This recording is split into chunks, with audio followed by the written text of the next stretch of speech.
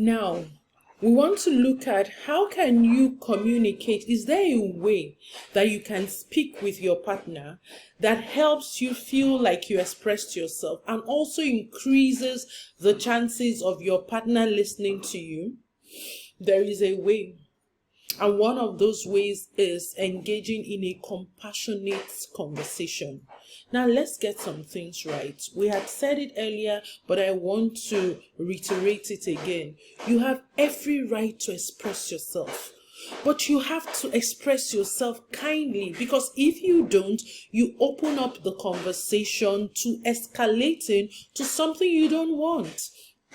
So, I want us to make it practical. As I explain it, we get a chance to also practice it. Is there a way to speak such that your partner will listen? And the summary of it is to speak without accusing, without blaming.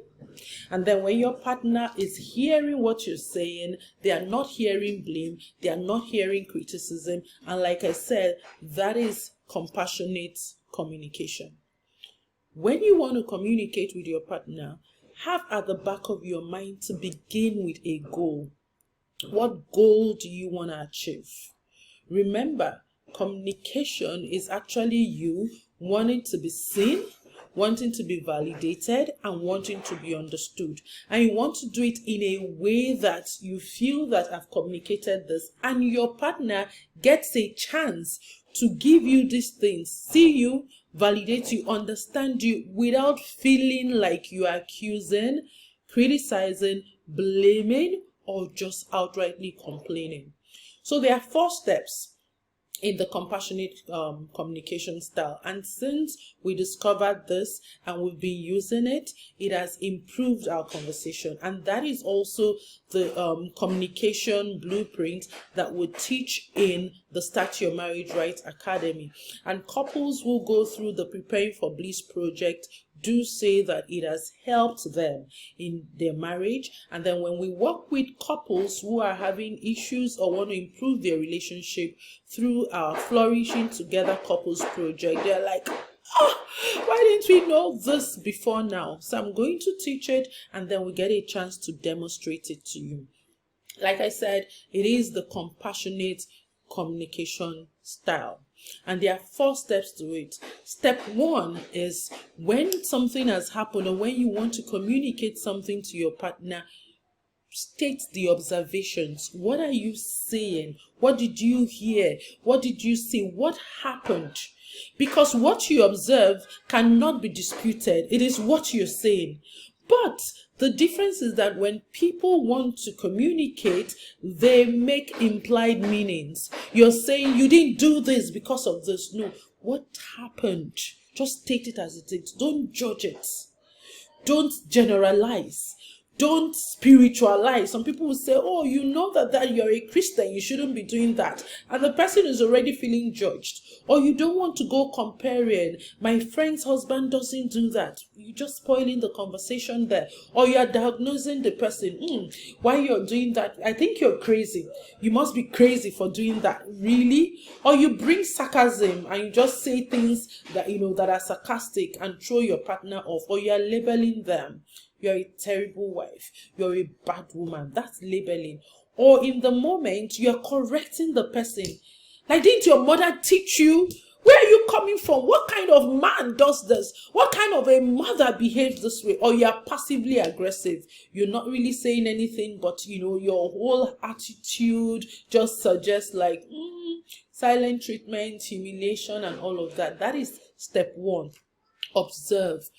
And state your observation. What happened? So, for instance, you were supposed to go out and the person cancelled on you. You don't say you always do that. When you cancelled on me, what happened? Okay? Then we move to the step 2. Step 2 is where many people now escalate this that makes their partners tune off or even walk out on them. And the step 2 is your feelings. It's okay to state your feelings. What emotions did the event bring up for you? How did you feel? It's fine.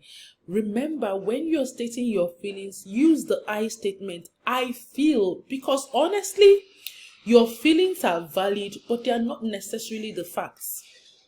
Your feelings, no doubt, are validated, but they don't necessarily represent what your partner had in mind when they did what they did.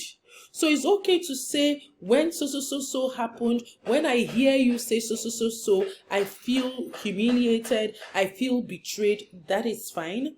You don't go saying, you make me feel, because it's not actually your partner that made you feel that way, right?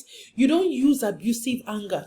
Some people want to express their feelings to their partner and they're saying, I'm so mad that I feel like punching you. I'm so mad that I feel like doing this and that to you. And the person is watching, is this my fine, cool-headed husband? Or you go like defining what happened. I feel like you don't even care about me. Really? That the person say they didn't care about you? Right? Or you could even see, like, some people throw spiritual jabs at their partners, all in the name of expressing feelings. And you hear something like, I feel like God is unhappy with you right now. Like, how will the angels feel? You've never met some religious people who really use religion to taunt their partners. Or you could catastrophize, like blow it out of proportion. The way you did, I felt like my world was crumbling, my world had shattered. I don't mean anything to you. I don't mean anything to you, because if I mean something to you, you won't do that to me. Really? Or you could use entitlement. A lot of people do that a lot. And somebody will say, I feel I deserve better than this treatment. Why are you making it feel like the person intentionally is putting you down? Or you should have known that. You should have known what to do. Or you give threats. I feel like I'm going to cut you off of my life. Like, I feel like if this continues to happen, I'll walk away. And the person is like, are you threatening me? So instead of all of this, can you just express your feelings using the I statement? I feel ... I feel ...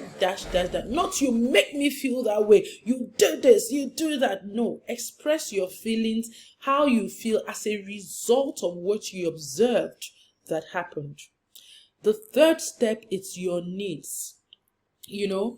What makes us feel the way we feel when something happens and we're trying to communicate it to our partner is because there is actually a need that we have as a human that event did not help us to achieve. Or there's something that we valued, an internal desire or an internal need that the situation did not meet. And you want to express it. But when you express it, stay on yourself. Remember, the compassionate communication style helps you to really, truly express yourself without blaming or criticizing, but really giving your partner the opportunity to understand you, to see you, and to connect on a deeper level with you. So you communicate your needs. When you don't keep our appointment, or when you say, I'm stupid, or when you raise your voice at me, it makes me feel little. Because I want to be cherished, or because I value inclusiveness, right? Not that you begin to say, I feel scared because you disrespect me. You are blaming the person. Or you go on, like we've already said about entitlement, or you are diagnosing the person and say, I feel this because you did this. No, remember, it's not because. What exactly is that need of yours, or that value of yours that was trampled on, that was violated, or that was unmet? All right? And then the fourth part of it, step 4, is make your request. Again, this is one place that makes our partners not listen to us. A lot of people do not know how to make requests. And I'm going to say this. Yes, you're married to this person. You have both, vowed to be in each other's life to help everyone. But really, whatever your partner is doing, it's voluntary. They are choosing to do it. And so even in communicating, you should recognize that. Nobody owes you anything, really, if you look at it. But we've chosen to do this partnership, so I'm responsible to the vow that I've taken. So when you're making your request, it has to be specific action steps that you like the person to do, your partner to do, that will meet your need, that will make you feel the way you would rather feel next time. So you don't make commands, you don't make demands. I've worked with a couple and the young man said to me, I just laugh whenever my wife is talking and she will say, never do that again. I'm telling you, this man, don't try me again. Don't you ever do that again. And that just escalates it because you're making a demand rather than a request. You will say, I'll rather prefer that you don't speak to me that way. I don't like how you spoke to me. Would you kindly speak to me this way? But you say never. Don't you ever. The next time you do that to me, the next time, and you're wondering why the person is not listening to you and why your relationship is cracking. Remember, communication is like the lifeblood of relationship, and that is how intimacy is deepened. But when you talk anyhow, when you communicate anyhow, not only is your partner not going to continue to listen to you, but your relationship is going to pay for it. Or you're making unsolicited advice, and you tell the person something like, I suggest that next time you should know how to talk. I suggest that next time. Really? I know the way they say it with a wave of the hand or something. Or you go again issuing threats to say, if you ever do that again, I will do so to you. And the person is like, okay, let's see it. And another thing I see people do is what we call title intimidation. Oh, I see people play this emotional card a lot. You don't know I'm your husband and you're talking to me like that? That is title intimidation. Or you could say, after everything that I do to put food on the table, and this is just the little you are expected to do, and I have to remind you, yeah, you may be providing food on the table, but it takes two to tango. Nobody provides food and eats the food alone or is doing life alone. But I see people throw that intimidation card and it actually degenerates the conversation. So rather than that, or even abuse of power, rather than that, make your requests. So like I said, to help you internalize this, I will be coming on with my most favorite person in the next video you're going to watch, and we will demonstrate this. How do you practicalize this in your home? And how will it increase even the ease of communication? Because trust me, once your partner does not feel blamed, once they don't feel criticized, once they don't feel accused, their ears open to listen to you. Because really, your feelings are valid, but you have to express it kindly. So many times when your partner is not listening, it's because there is a way that you're communicating that is not healthy.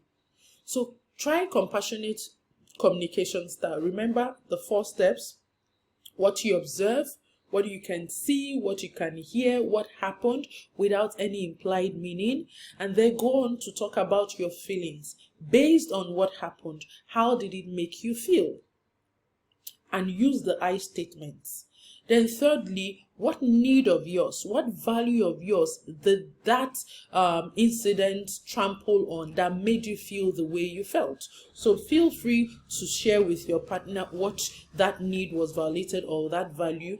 And then lastly, make your request and make it kindly. Don't command, don't shout, don't threaten, don't use title intimidation, and you would see that your partner is less likely going to listen to you. So stay tuned and watch out for the next video where we'll be demonstrating this sequence with you and hoping that you catch it and go along to practice with your partner.